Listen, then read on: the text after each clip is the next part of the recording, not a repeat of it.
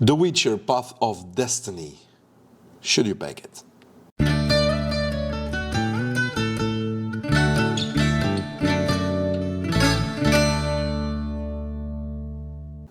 Hello guys, here it's Emmanuel from DiceTuga, and today I want to talk about The Witcher Path of Destiny from Go On Board campaign page on Gamefound. That was a big thing to say.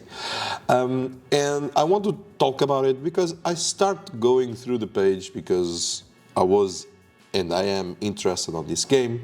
And I went through the page and it kind of reminded me the video that I made a couple of months ago or more, 10 red flags that you should be aware when you are considering backing a game on Kickstarter or Gamefound. And I start watching the page, reading through the page, and I kind of was brought back to that video. I was like, whoa, okay, let me maybe talk about it. And so that's why I want to go through this page with you guys and talk about the things that frustrated me. I didn't go through all the page because I wanted for it to be as new as possible when I'm talking with you. But I already start in the beginning and I already found some things that really annoyed me. And maybe this can work as an exercise for you to understand how I look at Gamefound campaigns and I make my decisions. This might help you as well, hopefully. And if it doesn't, well, I'm sorry for your time lost. But my goal is to go throughout this page and talk about the things that I like and don't like about a campaign on Gamefound or Kickstarter. So without further ado, let's just jump right in. Okay, so we are here on the Witcher Path of Destiny page. I invite you to watch this video first so that you know how the components fit on the table and a brief description of the mechanics of the game. And I said brief. I want to highlight brief. It's very brief. But like that you have a notion of how everything fits. And here we can already see how the game is on the table, how much it can take, a brief overview of the components. We have, of course, our iconic characters. This is a huge selling point for this, of course, because we have Geralt, we might have Roach, we have Yennefer, which you didn't have on Old World. So this is quite an interesting thing for the fans. We have the stories, so the base game comes with 3 stories, and we have very nice tuck boxes.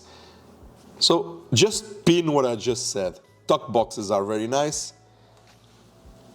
I'm going to come back to it. Detailed miniatures, I have no doubt. Go On Board did an amazing job with the miniatures of Old World. They are really, really good. And of course, the artwork is all based on the Witcher 3 video game. So this is not really based on the TV series. Thank God. And it might be based in some things on the books, but this is mainly The Witcher 3, which is one of my favorite games of all time. I love that game, and I cannot wait to pick it up again. But the quality was very good, so yeah. And so each tale a different game. There is difficulties linked to the tales. Each tale has a level of difficulty, and so on. And the limitless replayability, we'll see. That's something we cannot evaluate right now. We see here a goal reached in 4 minutes. They are not bragging about it, so I cannot say that this is a red flag because they are not saying funded in 4 minutes. For me, that's a red flag because if the goal here is 70,000, come on, come on. You just had a successful delivery of Old World that I don't know how much it made. And you are setting a goal of 70,000 on your new Witcher game, partnership with the company of The Witcher, forgot the name, and you are setting your goal on 70,000. Come on, allez, So that's for me a bit, but they are not bragging about it. But yeah, you see it here, 4 minutes. Oh my God, this game must be so good. It was founded in 4 minutes. No.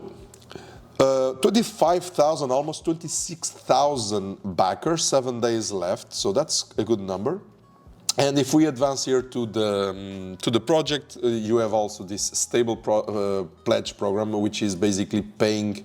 Yeah, it goes back, but basically I think it's paying.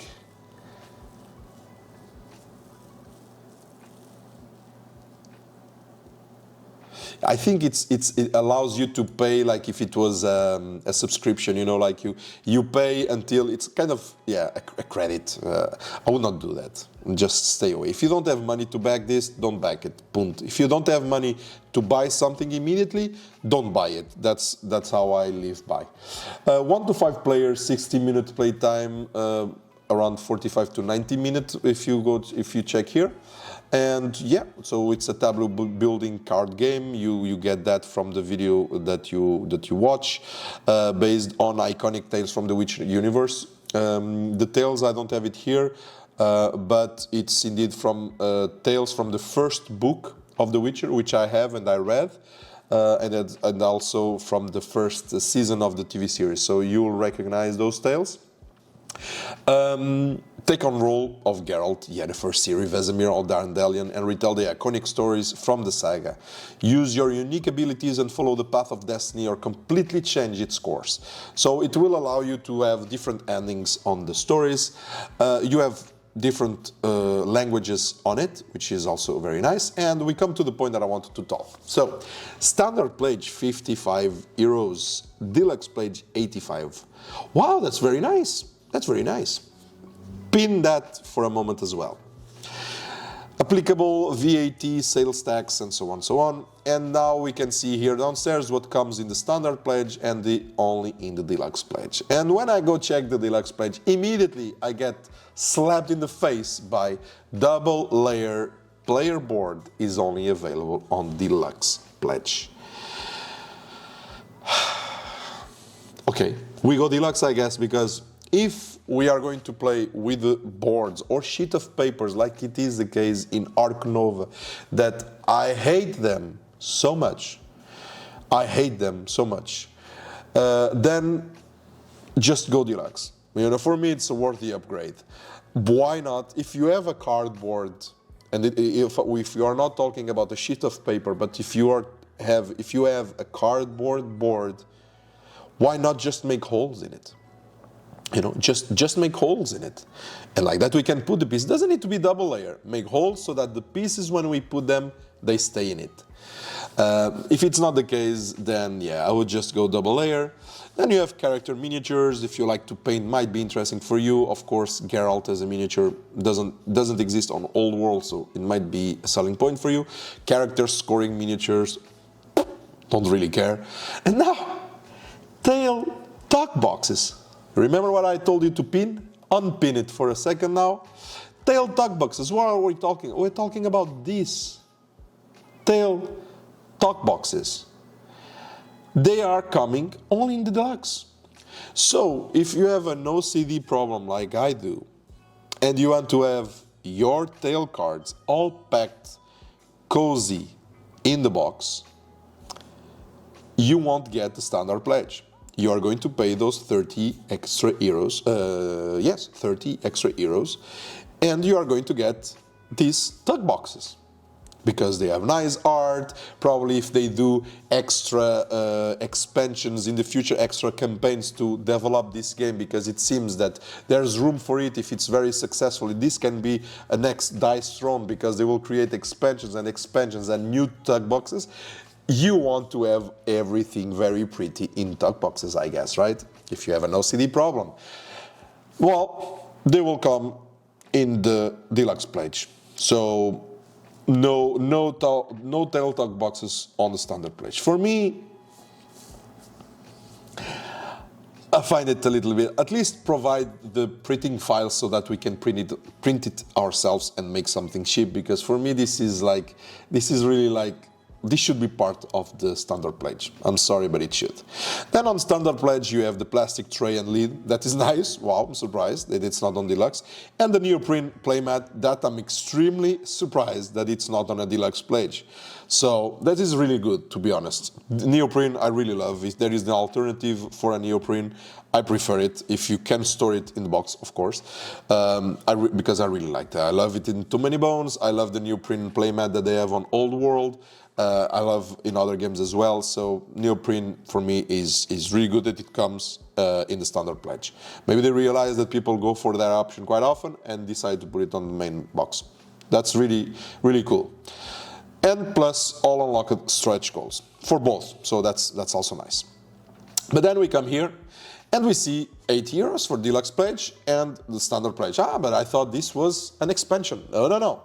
This is the box for the stretch goals. Okay, so if we come here, you'll see that this comes with deluxe core box plus stretch goal box, which I don't care. Don't send me extra boxes because I want to throw them away, but I'm not able because they have beautiful art on them. But it's a stretch goal box. So there's no expansions. Yes, there is expansions. There is expansions as add-ons, which is in a way good, but in the other hand, why you don't tell it? Because they have 2 pledges, but they don't have any all-in pledge. So when you come to this, you look, it's only €80 and you get interested. But then you come and scroll, but wait, €8, but plus Wild Hunt expansion, plus 40, so that makes 120, okay. 120, but wait, there's the Ronin standalone expansion, €60. Okay, 120, well, 180. But wait, if I'm going 180, I'm going to pay 10 extra euros to get Geralt on Roach. I mean, it's Roach, right? We need to get Roach. So 190, who cares, right? But wait, they're shipping, which for Europe is 20 euros. So we are on 210 euros for this game with all in for now, because other expansions might come in. I find that it's a bit, you are not telling the whole story from the beginning. And this might be available on the Pledge Manager, but I think it should be also available here because they are selling it as add-ons, which for me, I consider it as a good sign that is an add-on. And what is bad sign for me is that you don't put it on an all-in pledge. But it's a good sign because I consider that if you're putting it as an add-on and not as a stretch goal, you play test it and it's ready to be delivered. You don't have any extra work to do. Because when you have an expansion on a stretch goal, I assume that you are going to set a certain level of stretch goal and you say, okay, we are going to put here an expansion if we get to this level.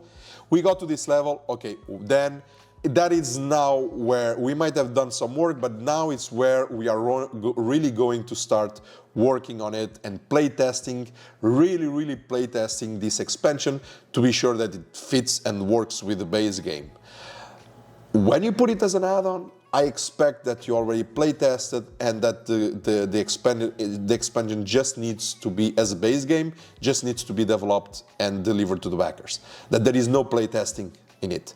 So when I see, and it's one of the red flags in my previous video, when I see that there is expansions on the stretch goals, I immediately assume that the delivery is going to be delayed. And if it's not delayed, that's a huge red flag because it means that they probably didn't play tested it enough. And it's not the first time that it happens. So for me here, the negative point is that you don't have immediately a view on the all-in from the beginning, and you get like dragged throughout the page to understand that in reality it will cost you 210 euros if you want to have everything. And maybe there will be extra expansions coming because these are all standalone. The Wild Hunt expansions, that's something that I want to talk about, and I don't know if it's a mistake or if it doesn't fit, but one thing I noticed on the Wild Hunt, basically it allows you to play as the Wild Hunt. Why is it not opening? You have the board, you have the double layer board, you have Erdin, you are going to have Erdin miniatures, but when you come here, we have large tail cards. So there is tail cards. Do you see what is missing? No tuck box. So it means that if I go deluxe, I get 3 tuck box for the 3 main stories, but then I don't get tuck box for the expansion, and I have tail cards. Maybe it is in the updates, maybe it is in the comments. I did not read those, but then fix it, because I assume, and again, if I have OCD, I'm like, wait, Wild Hunt expansion is not going to have a tuck box? No, that cannot be. I mean, no, you need to find out the solution. The Ronin standalone expansion, I didn't really read through it because, to be honest, I'm not really interested, but it seems to be kind of a standalone expansion / game. You can play it without the base game, so that's why it costs €6. But I also see that there is no tail cards. So I don't really understand how this one works. It somehow it fits with the Path of Destiny game, but you can play it completely alone. So yeah, I did not read because honestly I'm not really interested. They throw the Japanese theme in there, and I do love Japanese theme games, but doesn't make sense to me in this one.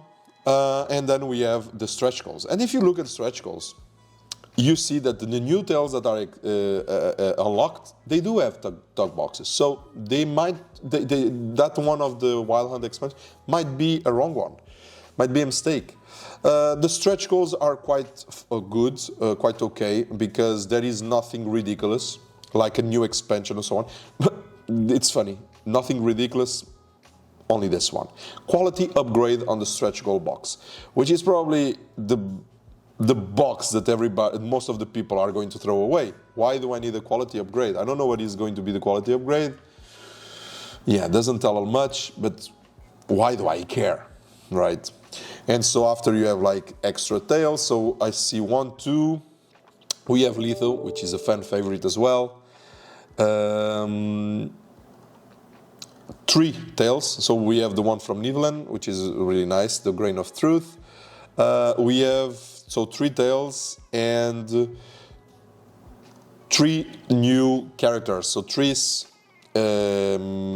Litho, and it was here, Yarpen. Okay, so those are quite reasonable and very easy to achieve, I think. In terms of content, yeah, it tells you the content. You see here that I don't know how thick is this board, but there is no holes. So this is for the base game, no deluxe. So we have all the contents here. I'm going to quickly scroll down through it. The cards. Each tale introduces new rules. It's funny because in the video, the publisher tells that it's a very easy game to teach, but each game introduces new rules. It's not that easy then to teach.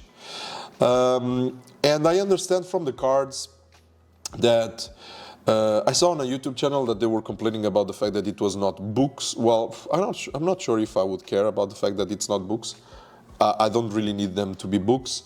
But I understand that it's not going to be... there is story, but the main focus of the game is not really to do exploration on the story. You see what I mean? It's based on the things that are happening on your tableau building. You might put a marker here or there, and it will trigger or change the way the story goes. It's not you that is doing exploration and decide, I want to go to this or to that. No, that's not how it works, from what I understood. Maybe I'm wrong. Then we have the story of Lesser Evil and Edge of the Wall. I think this one is the easiest one, from what I heard. And then you have some solo modes. Then you have the neoprene playmat. And then we have here the game mechanics, card drafting, innovation, hand management, also innovation, and game conclusion. But they said something somewhere that it's very innovative, right? I think so.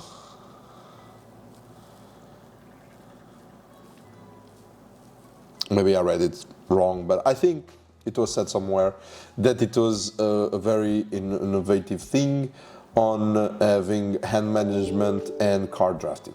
Well, okay. And then, yeah, after 3 rounds, there is an ultimate victor and so on. But you know, guys, if you want to know more, you can always go read the rules in the rule book. No. Where is the rule book?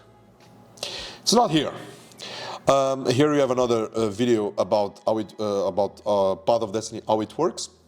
Before I talk about the rulebook, I want to continue until we get to the end. Here it's some more explanation. Here you see the difficulty level. Key features. Innovative mechanics on the diverse experience. Experience an unparalleled fusion of hand management and tableau building. I'm not an expert, but I'm pretty sure this is not the only game that does a fusion of both, but maybe I'm wrong. Limitless replayability. No. Complete and self-contained stories and top quality components. That I can vouch for them. They do have top quality components. I really like them.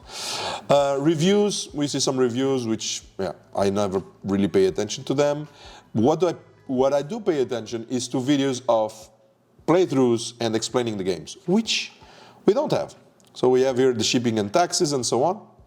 VAT friendly, and here you have the shipping cost, so 22 euros for the deluxe edition, which comes to 210 euros that I talked before, and it talks a bit about the packaging and so on and so on and so on. So, things that I find missing here that for me are red flags are the rulebook, no way of trying the game on tabletop or something like that, which I understand it's an extra cost.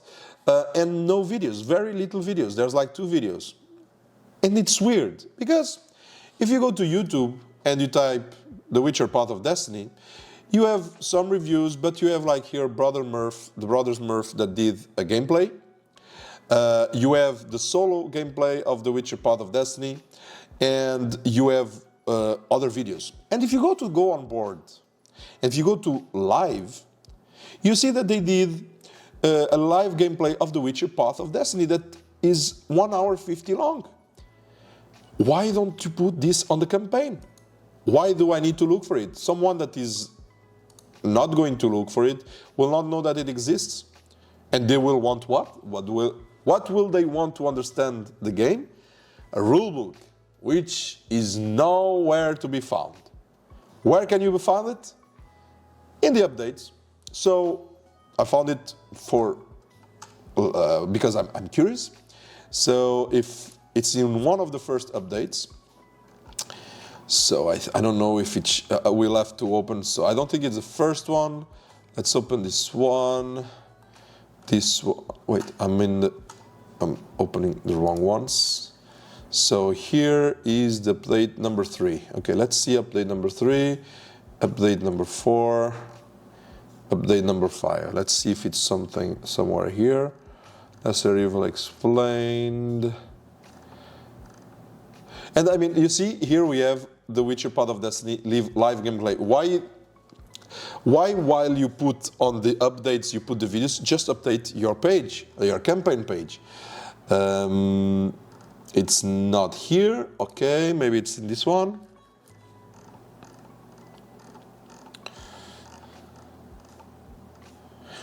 Replayability and variety. It's not on the main page. There you go. Download the preview of Rulebook here. So let's download. It's on update 4. So that's where you can find it. Let's see if it does update. If it downloads. Let's wait. But you need to come to an update to find the rulebook. Why? Like, should be on the main page. So 28 pages for the rulebook, and there is some work in progress. I still didn't read through it, but you have here, it's a similar rule, the colors and so on look like the rulebook on Old World. It seems to have some examples, but again, yeah, you have the rulebook, so they are safe on that. You can go and learn the game, but next time, just put it in the main page. And so that's it, guys. These are like the points that I wanted to bring. The lack of having an all-in pledge, because it seems to me that the strategy is not to tell you immediately how much it costs, and I like transparency on those things. Then the fact that the rulebook is not there, but it's there, but it's not there. The lack of videos, they are there, but not there. And yeah, those expansions, those add-ons, really made me like, yeah, not sure. I'm not sure if I'm going for it, but I'm curious to know about your opinion. I hope this video helped you also analyze better the page, and let me know what are the key features, the key mechanics, the key things that might push you to back this game, because if I'm totally honest with you, I think this game, if it's successful, it will be a game that will have extra campaigns in the future where they are going to bring more tales, because yeah, why not? The Witcher universe is huge. There's a lot of capacity to do so. So if it's successful, there will probably be more campaigns. And if you don't back it now, maybe you can back it on another campaign that they will have. So we'll see. But for now, that is my opinion. I'm curious to know yours on the comments. So do not hesitate to leave me a comment. Leave a like, follow, subscribe. All of that helps me a lot in the channel. So that's it, guys. Thank you, and see you in the next one.